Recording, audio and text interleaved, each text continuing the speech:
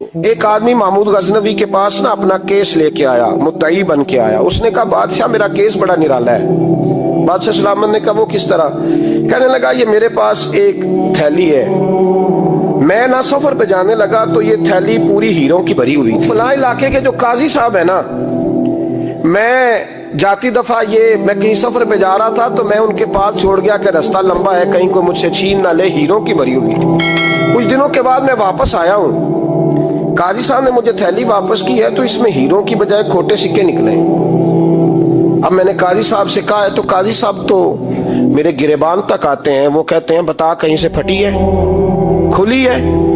وہ جس طرح ٹانکے لگا کے تو نے سی تھی اسی طرح لگے ہوئے ہیں کہ نہیں؟ تو حضور لگے بھی بالکل اسی طرح ہے، نہ پھٹی ہے نہ کھلی ہے۔ اب میں لٹ گیا ہوں، میری کل عمر کی کمائی ضائع ہو گئی، کھوٹے سکے کہاں اور ہیرے کہاں؟ تو مہربانی کریں اور آپ کی بارگاہ میں اللہ رسول کے نام پر حلف دیتا ہوں کہ میں ہوں بالکل سچا۔ محمود غزنوی کہنے لگے تو جا، تھیلی چھوڑ جا، اور جب میں تجھے بلاؤں گا پھر دوبارہ آنا۔ شخص چلا گیا۔ محمود غزنوی اٹھے، دربار برخاست کیا، لوگوں سے کہنے لگے چلے جاؤ، میں 3 دن کے لیے سیر کرنے جا رہا ہوں، 3 دن کے بعد لوٹوں گا۔ اکیلے جب رہ گئے نا محمود دربار میں تو محبوب نے چھری منگائی۔ وہ جس تخت پہ بیٹھتے تھے وہاں گدا بچھا ہوا تھا، یہ گدا پڑا ہے نا، گدا بچھا ہوا، تو محمود نے چھری کے ساتھ اس کو پھاڑ ڈالا اور چھری جیب میں رکھی نکل گئے۔ کہنے لگے میرے بعد کوئی میرے دربار والے احاطے میں داخل نہ ہو۔ محمود چلے گئے۔ اب وہ صفائی کرنے والا جب آیا نا، اس نے آ کے دیکھا تو گدا تو پھٹا ہوا ہے۔ اس نے شور ڈال دیا، پہرے دار بھی آ گئے، فلاں صاحب بھی آ گئے، فلاں صاحب۔ اس نے کہا او خدا کے بندو، اس کا گدا پھٹ گیا ہے، وہ تو مار ڈالے گا۔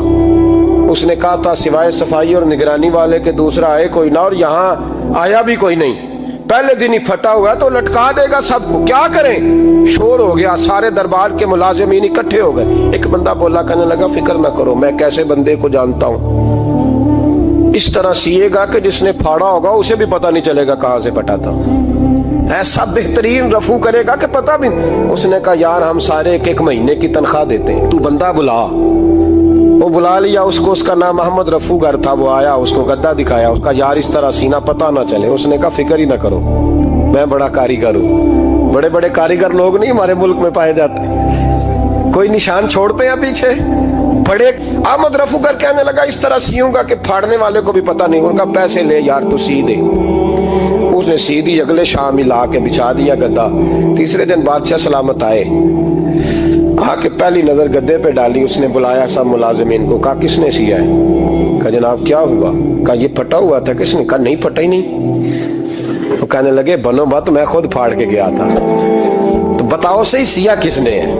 کہا جناب آپ پھاڑ کے گئے تھے تو بتایا کیوں نہیں؟ فرمانے لگے اسی لیے تو بتایا نہیں تھا کہ تم خود تحقیق کر لو، بلاؤ بتاؤ سیا کس نے۔ تو بلا لیا، احمد رفو گر آ گیا۔ اس کو جب بلا کے سامنے بادشاہ کھڑا کیا، کہا بھئی تو نے سیا ہے؟ کہنے لگا حضور آپ کے سارے ملازم کٹھے ہو کے آئے تھے، میری غلطی کوئی نہیں۔ کہا نہیں یار تو بڑا کاریگر ہے، میں نے اپنے ہاتھ سے پھاڑا تھا پر مجھے بھی نہیں پتا چل رہا کہاں سے پھٹا تھا۔ اچھا یہ بتا یہ تھیلی جو ہے یہ بھی تو نے سی تھی؟ اس نے کہا جی آپ کے خادم کا ہی کارنامہ ہے، وہ فلانے علاقے کے قاضی صاحب آئے تھے، اس میں سے ہیرے نکال کے تو کھوٹے سکے بھرے تھے، تو مجھے بھی تھوڑا سا حصہ ملا تھا۔ محمود نے سارے گواہ بھی اکٹھے کر لیے، ثبوت بھی اکٹھے کر لیے۔ پھر قاضی کو بلایا، پہلے سارے ثبوت اور گواہ کیس حل کر لیا۔ پھر ہمارے ہاں یہ حال ہوتا ہے کہ مدعی 2-3 ہفتے کے بعد خود ہی ہاتھ باندھ جاتا ہے، کہنا تسی میری جان چھڈو، مجرم پڑھو پاوے نہ پڑھو۔ وہ کہتا ہے مجھے معافی دو، میں رہا۔ ظلم ہے نا، ظلم زیادتی ہے کہ جو بیچارہ اتنے سوال مجرم سے نہیں ہوتے جتنے مدعی سے ہوتے۔ اب یقین کریں اتنے سوالات ہوتے۔ سارے ثبوت اکٹھے کر کے قاضی صاحب کو بلایا، تنہائی میں لے جا کے محمود غزنوی نے کہا قاضی صاحب آپ سے غلطی ہو گئی، غریب آدمی تھا، وہ لٹ گیا ہے، اس نے تو بڑی مشکل سے کچھ ہیرے جمع کیے تھے اور اس کی کل کائنات تھی، تو آپ اس کا مال اسے دے دے، بات ختم۔ قاضی صاحب کہنے لگے آپ مجھ پہ الزام لگا رہے ہیں، سوال ہی نہیں پیدا ہوتا۔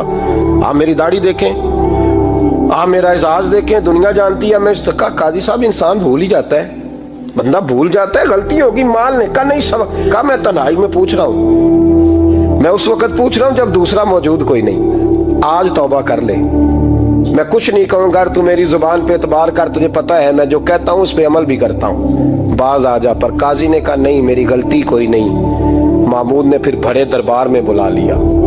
मजमा आम में मोहलत के दिनों में जो तौबा कर ले वो बच जाते हैं, लेकिन लोग रुस्वानियों के दिनों में फिर वापस लौटते हैं अगला घर देख के, फिर हालात और तरह के हो चुके होते हैं। जब भरे दरबार में काजी को बुलाया, भाई तू मानता है कि नहीं? उसने कहा नहीं। तो कहा बुलाओ अहमद रफूगर को।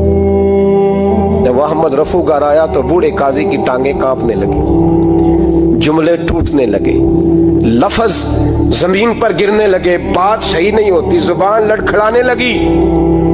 महमूद कहने लगे, काजी मैंने तुझे कहा था वहां मान जा बात, अब भरे दरबार में बोल। तो जब काजी साहब की गर्दन खुद ब खुद झुक गई तो दुनिया समझ गई। कहा निकल जा मेरे दरबार से। महमूद बोले निकल जा, इतनी तुझे इज्जत दी, इतनी बड़ी तनख्वाह दी, काजी बनाया, और ये थोड़ी सी रकम के लिए, थोड़ी सी रकम के लिए तू बददियानत हो गया, चल चला जा, निकल। काजी दरबार से निकला तो लोग लानतें बरसाने लगे। कल जो दुकानें छोड़ के सलूट करने आते थे वो कहने लगे इसकी उम्र देखो, इसके काम देखो, देखो इसने क्या किया। घर गया, बच्चे जिनके लिए पाप कमाया था, जिन्ना ली तू पाप कमाए हुन किथे नहीं हो तेरे घर दे। वो बच्चे कहने लगे अब्बा जी हम तो स्कूल मदरसा जाने के काबिल नहीं रहे, उम्मीद थी कि बीवी साथ देगी। वो कहने लगी मैं मेके कैसे जाऊंगी, गली की औरतें तरह तरह की बातें बनाती हैं। और भाई कामयाबियों के बड़े सरबराह होते हैं, कि कामयाब हो जाए तो सारे कहते हैं मेरी सपोर्ट से हुआ है। नाकामियां हमेशा यतीम होती हैं, नाकामियों का कोई सरबराह नहीं होता। जब तक तो काजी था तो बड़े बात थी, हर बंदा कहता था रिश्तेदार है, और रुसवाई हो गई तो वो तेरी आंख हो या संगे मलामत की चुभन।